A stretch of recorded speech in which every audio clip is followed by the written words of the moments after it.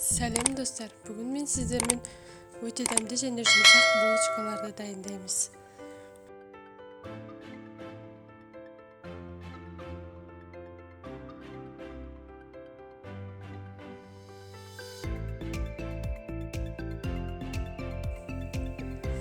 Бізге ең алдымен қажетті заттар жылы сүт, сары май, оның үстіне қантымызды қосамыз.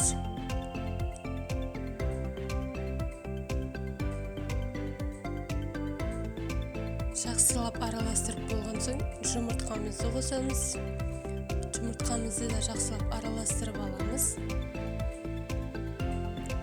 Үстіне дрожжімізді салып араластырамыз. Енді ұнымызды қосып, жұмсақ тесті дайындап аламыз.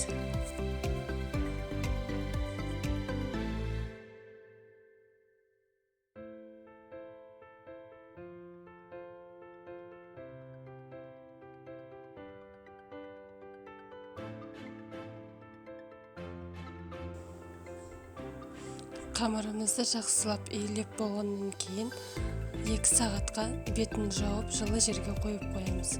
Яғни ашуы керек.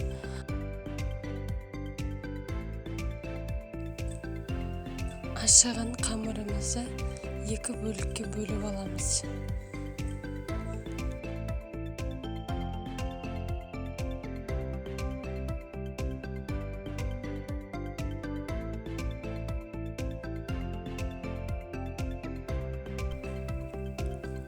Бөлінген қамырымыздың біреуін ыдысқа салып алып қоямыз, ал екіншісіне какао қосып араластырып аламыз.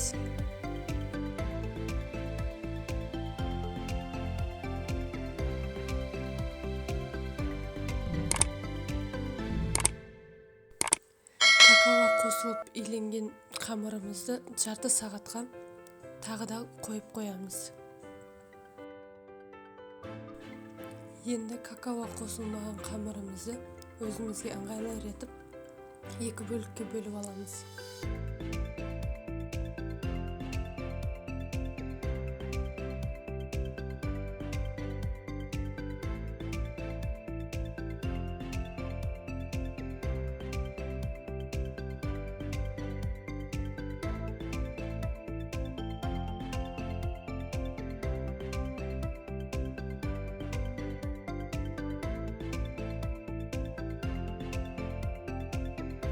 Қамырымызды жайып аламыз, яғни 1-2 сантиметр қалыңдықта болады. Ендігі кезекте какао қосылған қамырымызды да осылай жайып аламыз.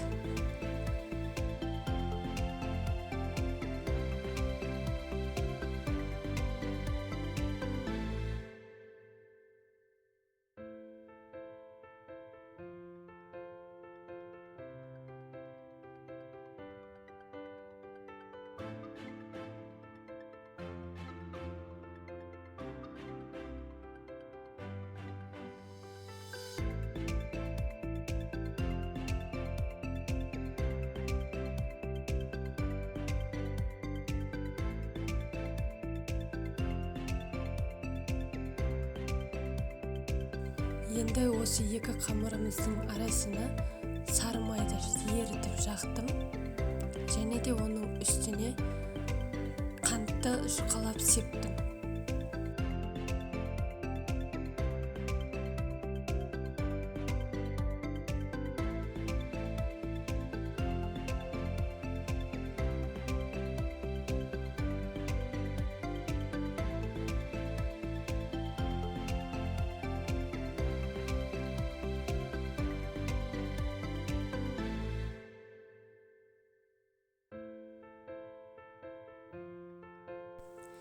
Енді екеуін жақсылап біріктіріп болғаннан кейін какао қосылған қамырымыздың бетіне де май жағып, өзіңізге үйде бар заттарды, мысалы мен өзім мейізбен орех салдым.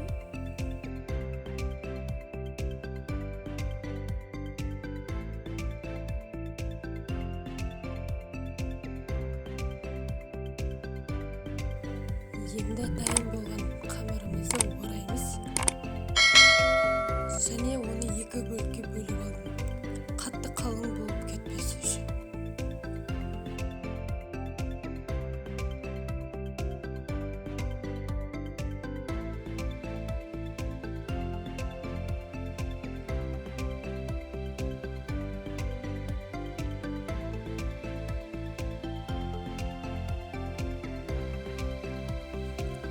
Енді осы дайын болған қамырларымызды бөліктерге бөліп аламыз да ыдысымызға жайластырамыз.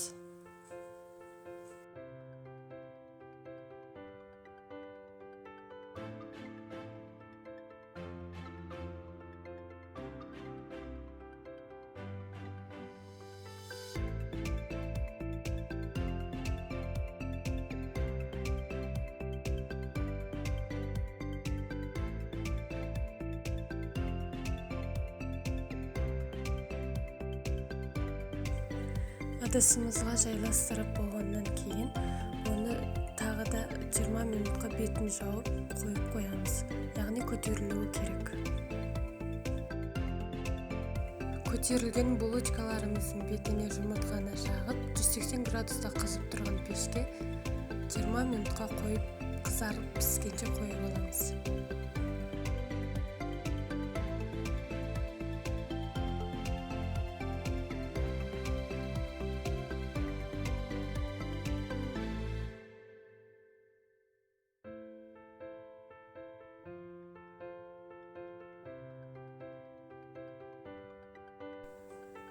Міне осылай булочкаларымыз қып-қызыл әдемі болып пісіп шықты. Достар, менің булочкаларым ұнаса лайк басып, тіркеліп, өз пікірлеріңізді қалдыра кетіңіздер.